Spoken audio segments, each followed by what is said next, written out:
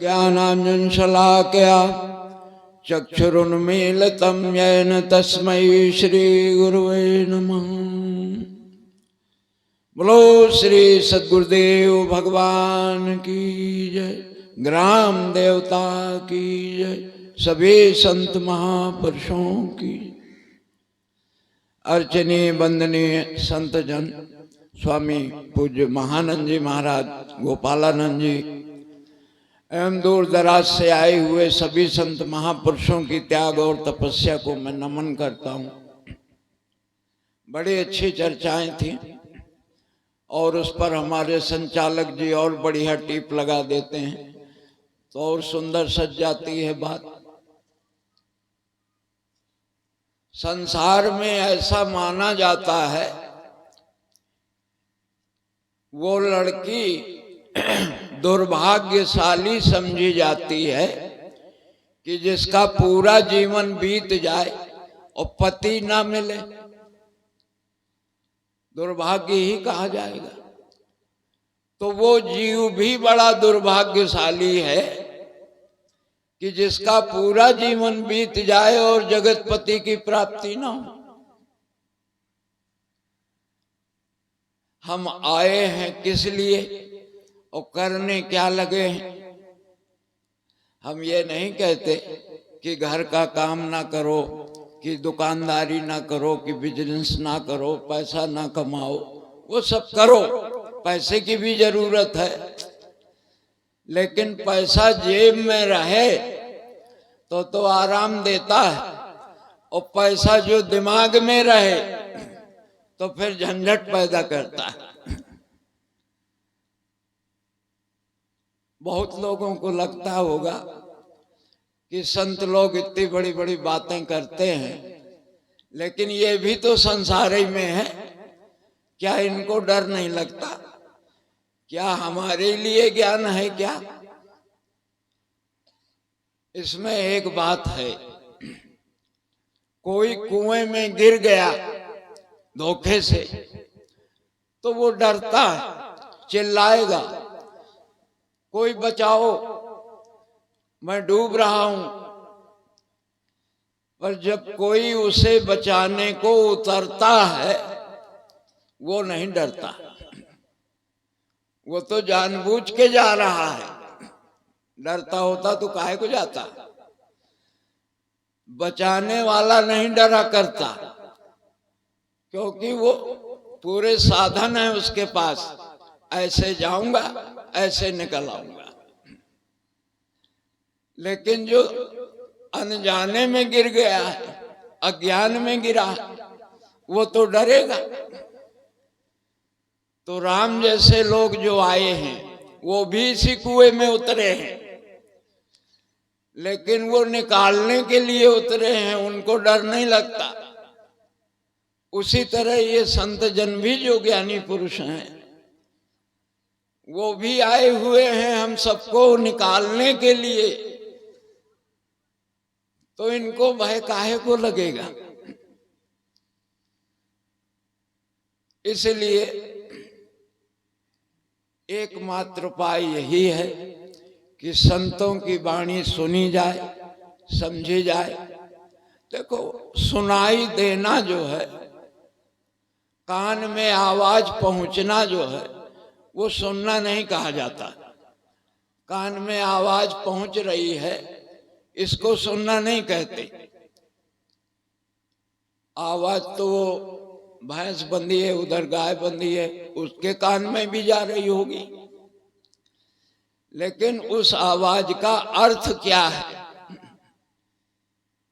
ये प्रकट हो रहा हो, उसे सुनना कहते हैं।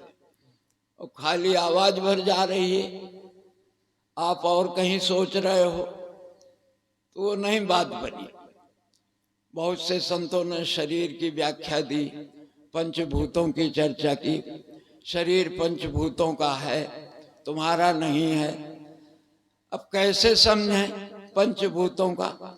पंचीकरण के हिसाब से तो लोग बता देते हैं, कड़ा कड़ा भाग जहाँ है वो पृथ्वी है, जो द्रव है वो जल है। लेकिन इसको और थोड़ा सरल ढंग से मैं बताता हूं। ये शरीर 5 चीजों से बना है।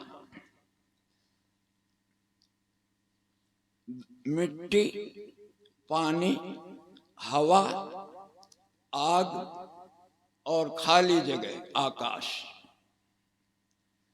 अब इनमें से देखना है कि हमसे क्या क्या जुड़ा है। आप जो श्वास लेते हो ना, यह हवा कहाँ से आती है? विराट में हवा है, उसी का एक हिस्सा यहाँ है। तो जब हम श्वास ले लेते हैं तो कहते हैं मेरी श्वास आई, और बाहर है तो कहेंगे वो हवा है। ये तो ऐसी बात हो गई जैसे कि थाली में रोटी रखी है तो कह देंगे ये रोटी है, और जो खा ली तो मैं हो गया। अरे यहां भी तो रखी है, स्थान ही बदला है। तो हवा जो बाहर थी वही यहां आई है। तो जैसे बाहर हवा आती जाती ऐसे यहां आती जाती, अंदर जाके वो अनेक प्रकार की हो जाती। और शरीर हवा बनाता थोड़ी है कहीं से, यही हवा इसमें है। आपके शरीर में जो जल है वो कहां से आया? विराट में जल है, वो आपने पिया होगा, उसी से आपके लार मूत्र पसीना सब बना। नहीं तो यहां पानी बनता थोड़ी है शरीर में। तो विराट में जो जल है उसी का एक हिस्सा यहाँ है। विराट में जो हवा है उसी से ये जुड़ा हुआ है। और मिट्टी,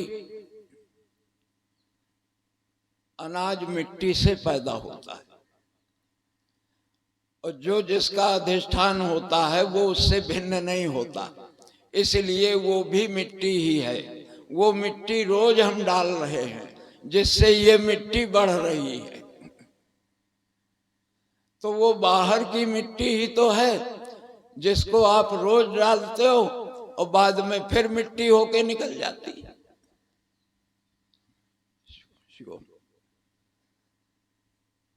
इसी तरह से बाहर तापक्रम है, बाहर अग्नि तत्व है, गर्मी है। अगर ये बिल्कुल ना रह जाए तो हम ठंडे हो जाएंगे। तो उसी अग्नि का, उसी तापक्रम का हिस्सा है जो आपके तापक्रम को बनाता है। तो विराट में जो पंचभूत हैं उससे आप जुड़े हुए, उसी में कुछ आकृतियां बन गई हैं जिनको हम शरीर कहते हैं। नहीं तो बाहर की ही हवा है जो आ रही है जा रही है। ये तुम कैसे हो सकते हो?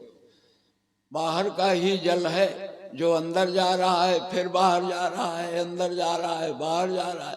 जल जल की तरह है, हवा हवा की तरह है, मिट्टी मिट्टी में जाएगी, पानी पानी में।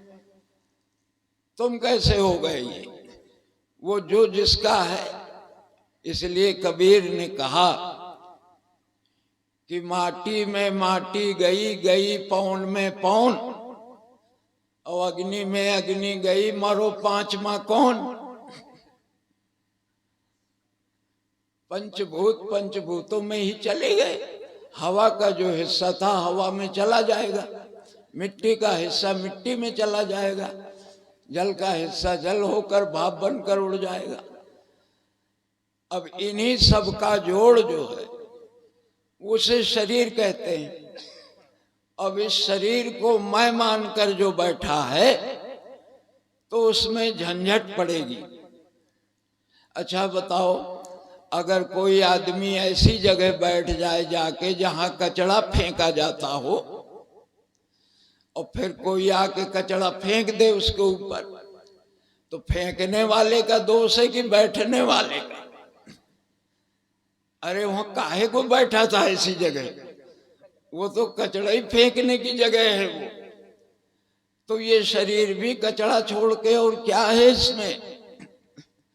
अब इसमें बैठे हो तो बस गंदगी आएगी, कहीं अपमान आएगा, कहीं जो निरादर होगा, कहीं दुख आएगा, कहीं राग द्वेष आएगा, ये सब इसी में फेंका जाता है। अब हम इसी में बैठे हैं तो लगेगा मुझको पड़ गया, और जो इससे दूर है तो तुम निर्लेप हो, शांत हो, शिव हो, व्यापक हो, एक देह के भीतर नहीं हो। ये जो कहते हैं जान रहा है, ये जानने वाला जान तो रहा है यहाँ से, लेकिन ये जानने वाला सब जगह है, ये छाती के भीतर भर नहीं है। किसी विद्वान ने बहुत अच्छी बात कही कि जो लक्षण आकाश के, जो लक्षण आकाश के सोई ब्रह्म के जान, पर वो जड़ ये चैतन्य है, इतना अंतर्मान। आकाश की तरह तुम निर्लेप हो। आकाश में कितने भी फायर कर दिए जहां छेद नहीं होगा, कितना भी मिट्टी उलीद दो गंदा नहीं होगा, आग जलाओगे तो जलेगा नहीं।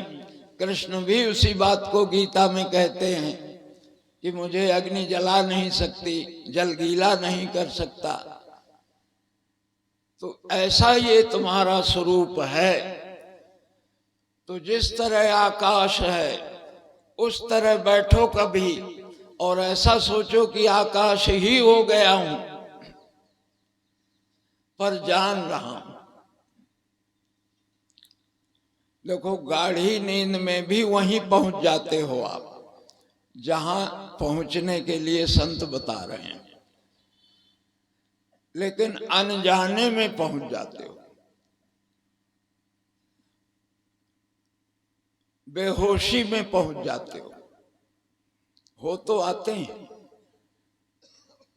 ऐसा कहा हमने सुना है, कभी टीवी में भी कहीं देखा। वो जो इच्छाधारी नाग होते हैं वो अपनी इच्छा अनुसार शरीर बना लेते हैं, स्त्री बन सकते हैं, पुरुष बन सकते हैं, लेकिन उनमें ये बात है कि 24 घंटे में एक बार उन्हें अपने असली शरीर में आना पड़ेगा, 2-4 घंटे के लिए। अगर वो ऐसा नहीं करते हैं तो वो बेचैन हो जाएंगे, वो जीवित नहीं रह सकते। तो इसी तरह से आपको भी 24 घंटे में एक बार अपने स्वरूप में पहुंचना पड़ेगा। अगर वहां नहीं गए हो तो बेचैनी होगी आपको, अगर नींद में नहीं गए तो परेशानी होगी। तो अपने स्वरूप में तो एक बार पहुंचोगे जरूर, पर अनजाने में पहुंच जाते हैं। तो ये मन इंद्रियों के सहित जब अज्ञान में डूब जाता है, उस दशा को सुषुप्ति कहते हैं, गाढ़ी नींद कहते हैं। और ये मन इंद्रियों के सहित जब ज्ञान में डूब जाए तो उस दशा को समाधि कहते हैं। होश में हो स्थिति तो वही होती है, वहां भी निर्विषय होता है। सुषुप्ति में भी कोई विषय नहीं होता, न छोटा हूं न बड़ा हूं, न कोई शत्रु है, न कोई मित्र है, न दिन है न रात है, कोई विषय नहीं, निर्विषय हूं। और समाधि में भी निर्विषय होता हूं, पर एक में होश में हूं और एक में बेहोशी में हूं। ये कुछ ऐसा फर्क है जैसे कोई माता अपने सोते हुए बच्चे को तेल लगा दे, बाल खींच दे, उसको चूमे, प्यार कर दे। तो जब बच्चा जागेगा तो उसे कुछ ताजगी तो महसूस होगी कि इस बीच में कुछ हुआ शायद। लेकिन अगर जागते हुए बच्चे को प्यार किया होता तो उसका आनंद दूसरा होता। तो हमारे ऊपर भी हाथ फेर दिया जाता है।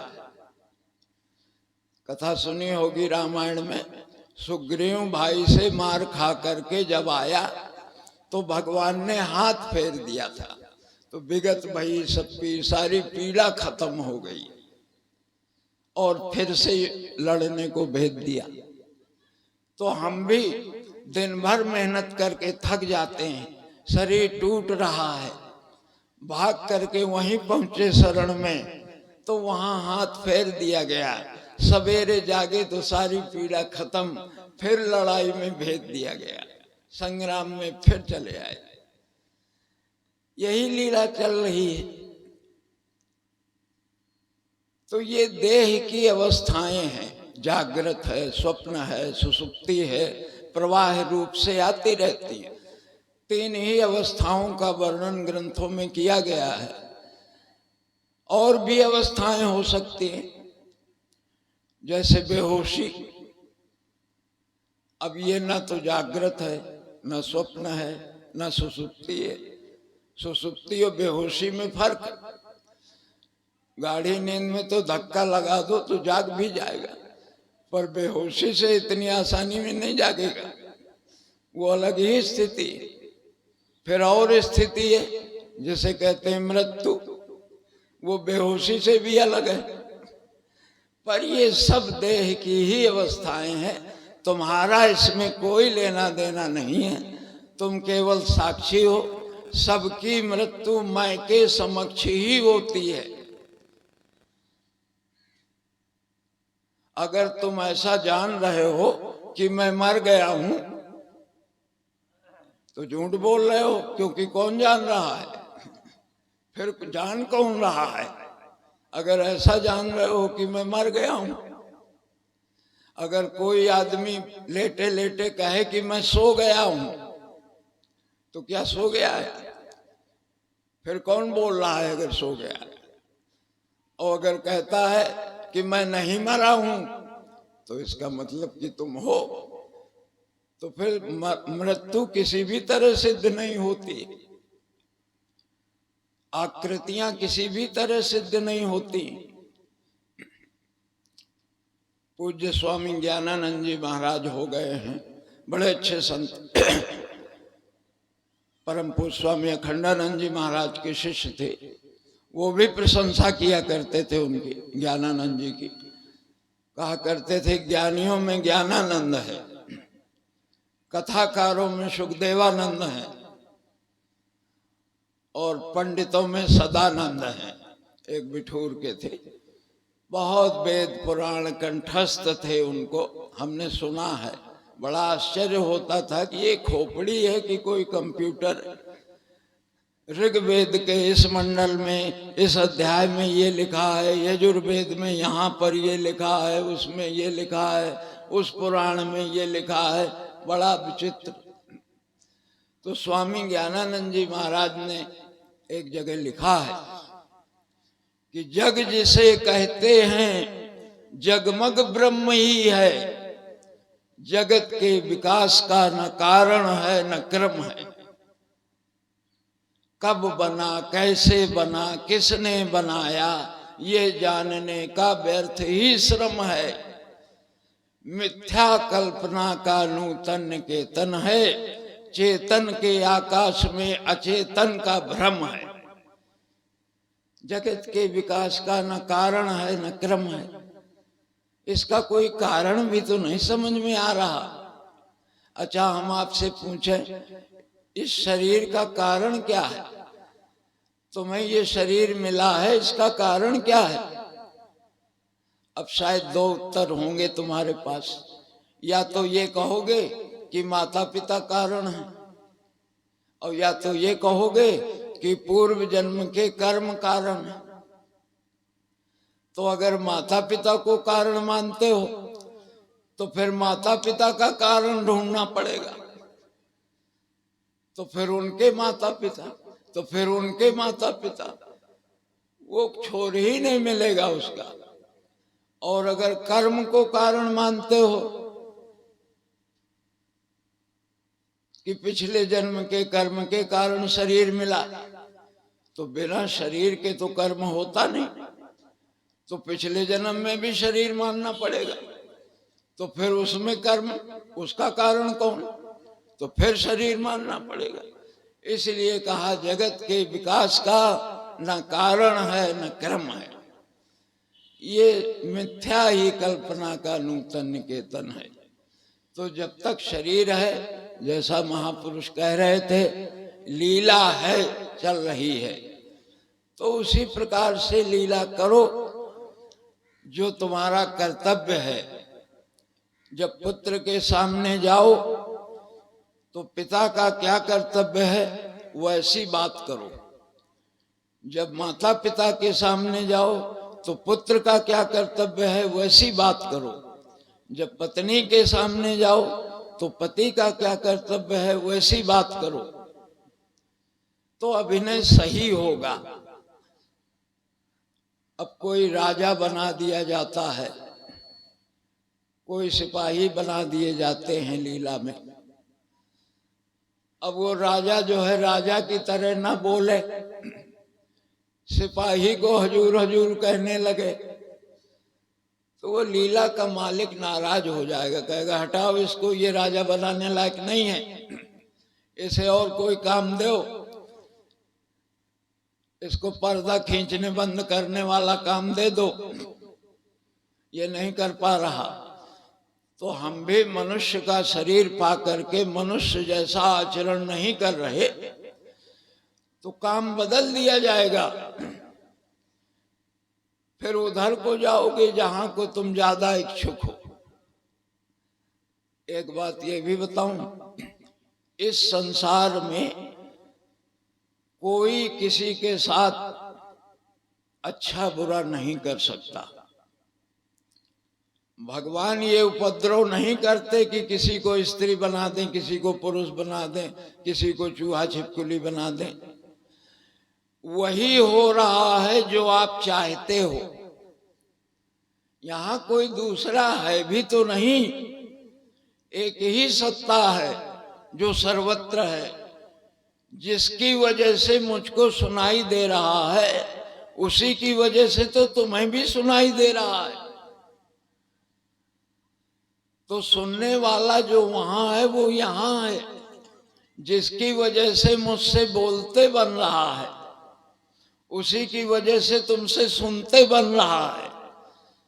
तो यहां से बोल रहा है और वहां से सुन रहा है तो एक ही, दूसरा कहां है? तो यहां वही हो रहा है जो आप चाहते हो। मरते समय हम ही चाहते हैं ये घर छूटा जा रहा है, ये मेरे लड़के छूटे जा रहे हैं, ये मेरा पति छूटा जा रहा है, ये मेरे माता पिता छूटे जा रहे हैं। तो कोई बात नहीं है, फिर से मिल जाएंगे। अब शरीर तो साथ नहीं दे सकता है क्योंकि बहुत जर्जर हो गया, दूसरा शरीर मिलेगा और बस फिर माता पिता बच्चे और घर में मिल जाएंगे। अब तुम ही तो चाहते थे, उसमें किसी का क्या कसूर है? तो जैसी वासना हम बनाते हैं वहीं पहुंच जाते हैं, उसमें भगवान का कोई दोष नहीं।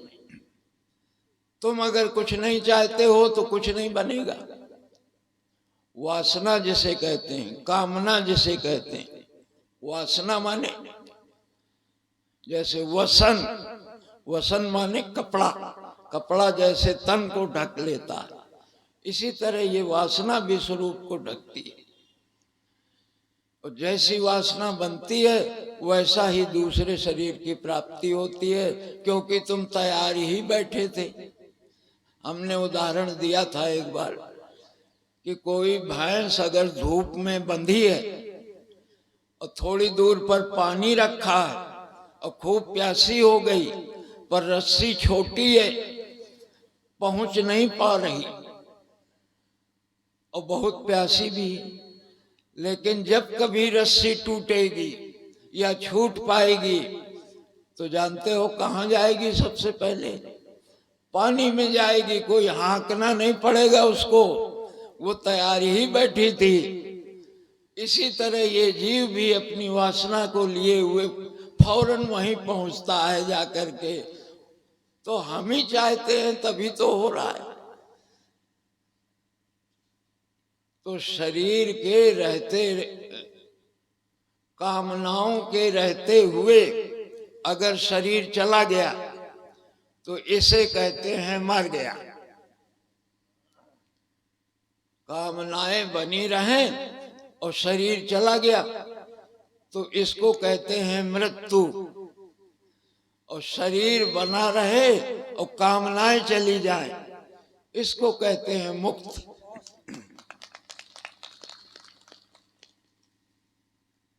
तो कामनाएं जो है, चाह जिसे कहते हैं, ये वासना ही हमारे जीवन को ढकती है।